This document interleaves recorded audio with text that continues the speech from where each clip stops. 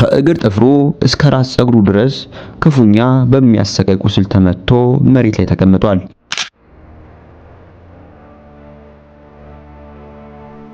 የወረዱትን ዝንቦች ለማባረር እንኳን አቅም የሌለው ይህ ሰው አንገቱን አቀርቅሮ ብቻውን ቁጭ ብሏል።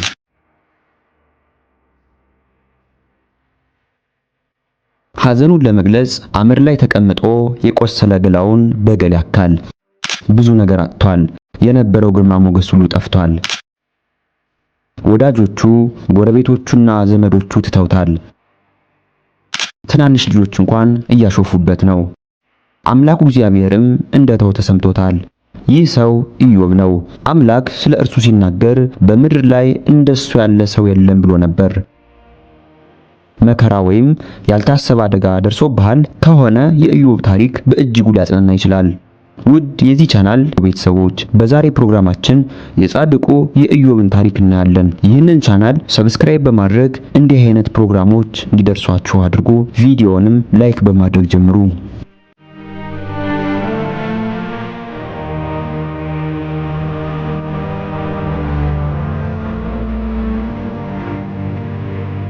ታማኝ የአምላክ አገልጋይ የሆነ ሙሴ ኢዮብ ከሞተ ከተወሰነ ጊዜ በኋላ ታሪኩ እንደጻፈው ይታመናል።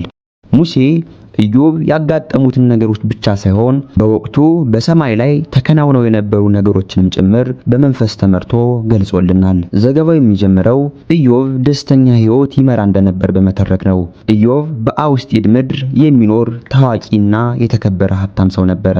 ኢዮብ ድሆችን ይረዳ እንዲሁም ለተጨነቁት ይሟገት ነበር። ኢዮብና ሚስቱ 10 ልጆች ነበሯቸው። ከሁሉ በላይ ደግሞ ኢዮብ መንፈሳዊ ሰው ነበር። የሩቅ ዘመዶቹ የሆኑት አብርሃም፣ ይስሐቅ፣ ያዕቆብና ዮሴፍ እንዳደረጉት ሁሉ እግዚአብሔርን ለማስደሰት አቅሙ የፈቀደውን ያደርግ ነበር። እንደነዚህ ሰዎች ኢዮብም ለቤተሰቦቹ እንደ ካህን በመሆን ልጆቹን ወክሎ መስዋዕት ያቀርብ ነበር። ቀጥሎ ግን ተራኪው ትኩረቱን ወደ ሌላ አቅጣጫ በማዞር በሰማይ ስለተከናወነው ነገር ገለጸ። ኢዮብ ስለዚህ ጉዳይ ምንም የሚያውቀው ነገር የለም። የእግዚአብሔርም ታማኝ መላእክት በአምላክ ፊት ተሰብስበው ሳለ አመፀኛው መልአክ ሰይጣን መጣ። ሰይጣን ጻድቁን ኢዮብ እንደሚጠላው እግዚአብሔር የሚያውቅ ነበር። በመሆኑም ስለ ኢዮብ አስደናቂ አቋም ለሰይጣን ነገረው። በዚህ ጊዜ ሰይጣን ኢዮብ አምላክን የሚፈራው እንዲያውም በከንቱ ነው፣ እሱንና ቤቱንና ያለውን ነገር ሁሉ በአጥር ከልለህ የለም በማለት መለሰ። ስለዚህ ሰይጣን ኢዮብ አምላክን የሚያገለግለው በራስ ወዳድነት ተነሳስቶ ነው በማለት ወነጀለው። ኢዮብ ባያውቀውም እግዚአብሔር ትልቅ መብት ሰጥቶት ነበር። ሰይጣን ውሸታም መሆኑን የማረጋገጥ አጋጣሚ አገኘ። ሰይጣን ኢዮብ ያለውን ነገር በሙሉ እንዲያጠፋ ተፈቀደለት። በኢዮብ ላይ ግን ጉዳት እንዲያደርስ አልተፈቀደለትም። ከዚያም ሰይጣን በጭካኔ ጥቃት ሰነዘረ። ኢዮብ በአንድ ቀን አሰቃቂ መከራ ተደራረበበት። በመጀመሪያ ከብቶችና አህዮቹ፣ ከዚያም በጎቹ፣ ቀጥሎም ግመሎቹ በድንገት እንዳለቁ ሰማ። ከዚህ የከፋው ደግሞ እንስሶቹን የሚጠብቁት አገልጋዮቹ ተገደሉ። ከጥፋቱ ጋር ተያይዞ ለኢዮብ የደረሰው አንደኛው መልእክት ከአምላክ ዘንድ እሳት እንደወረደ የሚገልጽ ነበር። ይህ ምናልባት መብረቅን የሚያመለክት ሊሆን ይችላል። ኢዮብ ስለሞቱት አገልጋዮቹ ወይም ስላጋጠመው ድንገተኛ ድህነት የሚያመዛዝንበት እድል እንኳን ሳያገኝ አንድ አስከፊ ዜና ተነገረው። 10 ልጆቹ በታላቅ ወንድማቸው ቤት ተሰብስበው ሳለ ኃይለኛ ነፋስ መጥቶ ቤቱን መታውና ሁሉም ልጆች ሞቱ። ልብሱን ቀደደ፣ ጸጉሩን ተላጨ፣ ከዚያም መሬት ላይ ተደፋ። ኢዮብ አምላክ የሰጠውን ነገር መልሶ እንደነሳው ተሰምቶት ነበር። በእርግጥም መሰሪ የሆነው ሰይጣን መከራው የመጣው ከአምላክ እንዲመስል አድርጎ ነበር። ያም ቢሆን ሰይጣን እንደጠበቀው ኢዮብ አምላክን አልረገመም። ከዚያ ይልቅ ኢዮብ የእግዚአብሔር ስም ምንጊዜም ይወደስ አለ። በንዴት የበገነው ሰይጣን ተስፋ አልቆረጠም። መላእክት ተሰብስበው ባሉበት ለሁለተኛ ጊዜ ከእግዚአብሔርም ፊት ቀረበ። ኢዮብ የሰይጣንን ጥቃቶች በሙሉ በጽናት በመቋቋሙ እግዚአብሔርም የኢዮብን ንጹሕ አቋም አድንቆ በድጋሜ ተናገረ። ሰይጣን ግን እንዲህ ሲል መለሰ፣ ሰውም ለሕይወቱ ሲል ያለውን ነገር ሁሉ ይሰጣል። ሆኖም እስቲ እጅህን ዘርግተህ በአጥንቱና በስጋው ላይ ጉዳት አድርስበት፣ በእርግጥ ፊት ለፊት ይረግምሃል። ሰይጣን ኢዮብ በከባድ ሕመም ከተመታ አምላክ እንደሚረግም እርግጠኛ ነበር። እግዚአብሔር ግን ሙሉ በሙሉ በአገልጋዩ በመተማመን የኢዮብን ሕይወት ሳይነካ በሰውነቱ ላይ ጉዳት እንዲያደርስ ለሰይጣን ፈቀደለት።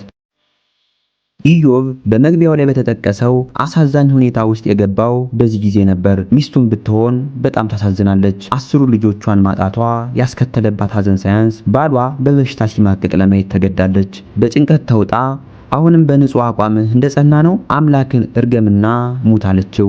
ኢዮብ በደንብ ከሚያውቃትና ከሚወዳት ሚስቱ እንዲህ አይነት ንግግር አልጠበቀም። በመሆኑም የምትናገሪው ማመዛዘን እንደጎደላት ሴት ነው አላት። በዚህ ጊዜም ቢሆን ኢዮብ አምላኩን አልረገመም፣ በከንፈሩም አልበደለም።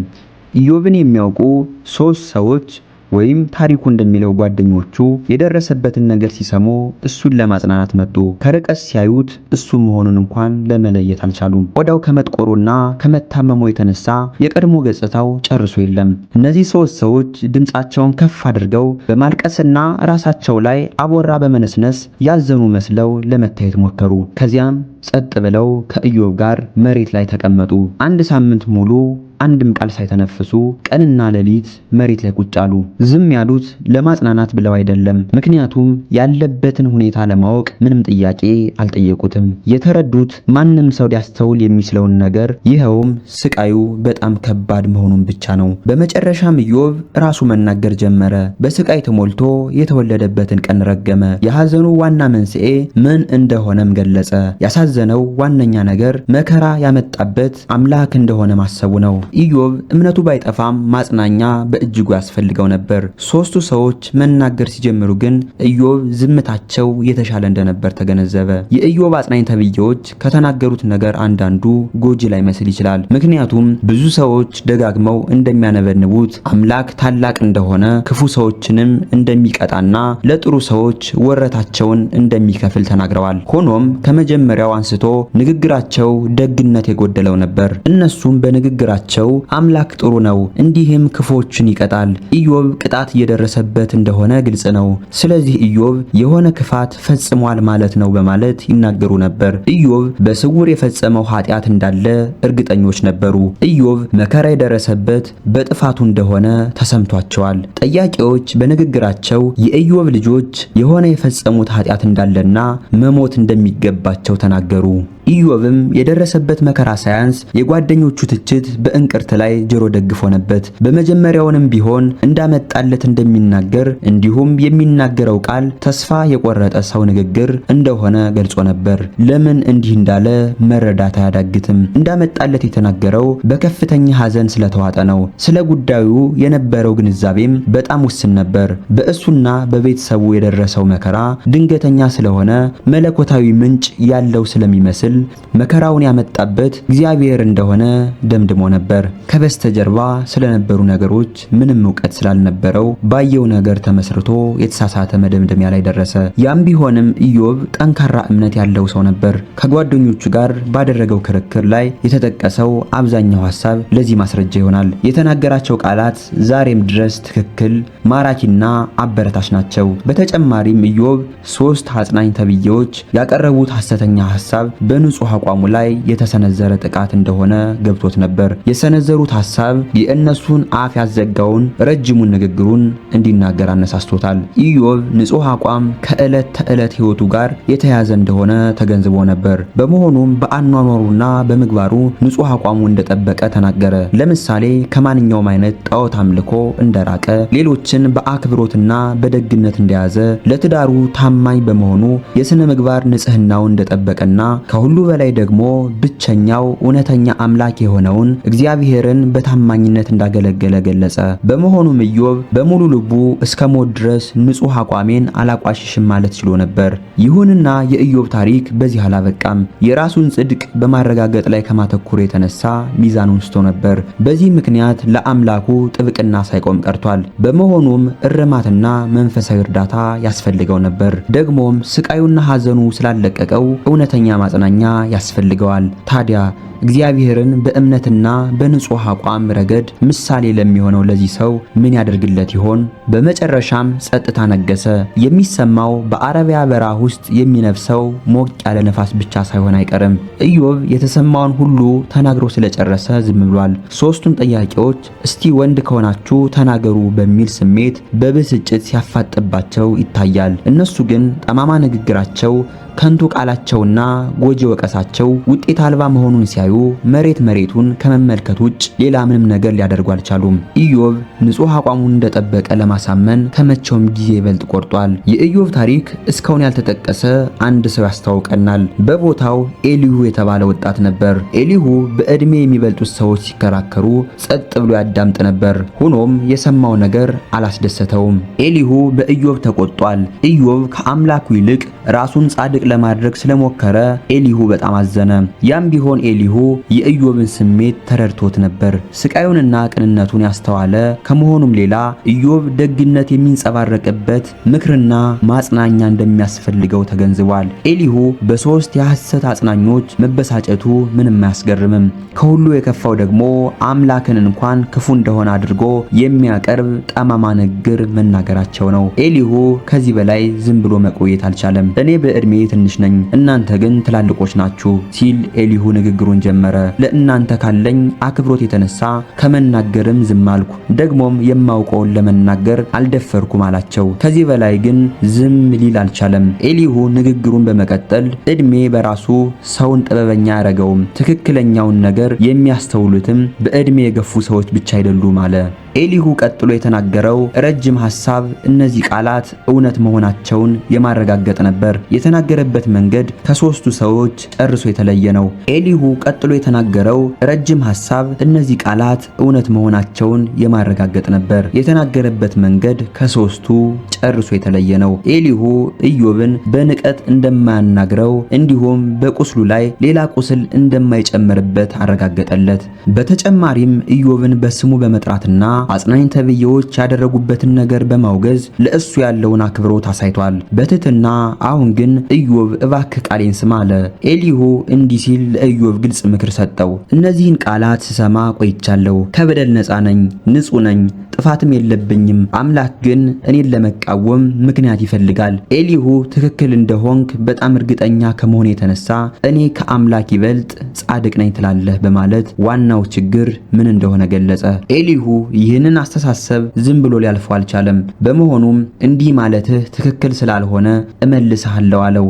ኤሊሁ ኢዮብ በእጅጉ የተበሳጨው ያለውን ሁሉ በማጣቱ እንዲሁም አጽናኝ ተብዬዎች ባደረሱበት በደል የተነሳ እንደሆነ ተገንዝቦ ነበር። ያም ቢሆን ቁጣ ወደ ክፋት እንዳይመራ ተጠንቀቅ በማለት ኢዮብን አስጠነቀቀው። ኤሊሁ ለእግዚአብሔር አምላክ ጥብቅና ቆሟል። እንዲህ በማለት አንድን መሰረታዊ እውነታ በማያሻማ መንገድ ገለጸ። ኢዮብ እንዳመጣለት አክብሮት በጎደለው መንገድ ቢናገርም አምላክ ያልቀጣው መሆኑን እግዚአብሔር ፍትሃዊና መሐሪ መሆኑን የሚያሳይ አንድ ማስረጃ እንደሆነ ኤሊሁ ገለጸ። ከአውሎ ነፋስ ውስጥ እግዚአብሔር ተናገረ። በኢዮብ መጽሐፍ ውስጥ የእግዚአብሔር ንግግር የተመዘገበባቸው ምዕራፎች ማንበብ በጣም አስደናቂ ስሜት ይፈጥራል። እግዚአብሔር አንደበት የወጣው የእውነት አውሎ ነፋስ የሶስቱን ሰዎች የማይረባ ንግግር ጥርግርግ አድርጎ ወስዶታል ሊባል ይችላል። እግዚአብሔር እነዚህን ሰዎች ያናገራቸው መጨረሻ ላይ ነው። መጀመሪያ ያተኮረው ኢዮብ ላይ ብቻ ነበር። አባት ለልጁ እርማት እንደሚሰጥ ሁሉ እግዚአብሔርም ለሚወደው አገልጋዩ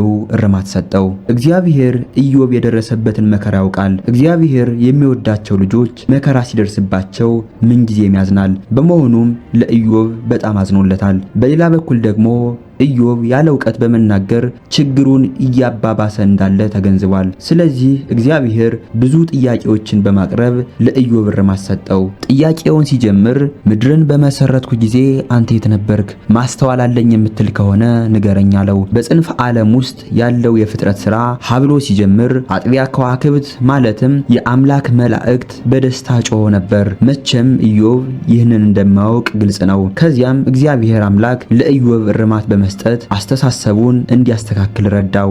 ከዚያም እግዚአብሔር አምላክ ለኢዮብ እርማት በመስጠት አስተሳሰቡን እንዲያስተካክል ረዳው። እግዚአብሔር አስደናቂ የሆኑ በርካታ የፍጥረት ሥራዎችን በመጥቀስ ከአምላክ ታላቅነት ጋር ሲወዳደር ሰው ኢምንት መሆኑን ኢዮብ እንዲገነዘብ አደረገ።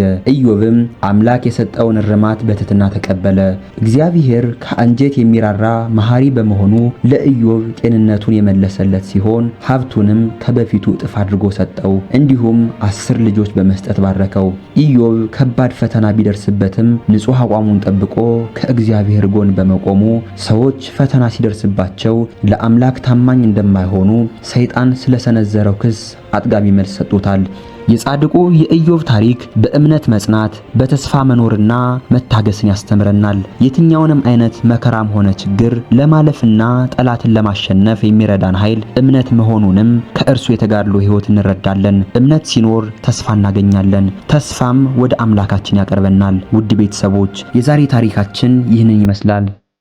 እንዲህ አይነት አስተማሪ ፕሮግራሞች እንዲደርሷችሁ ቻናሉን ሰብስክራይብ፣ ቪዲዮውን ደግሞ ላይክ ያድርጉ። በሌላ ታሪክ እስከመመለስ ቸር ቆዩልኝ።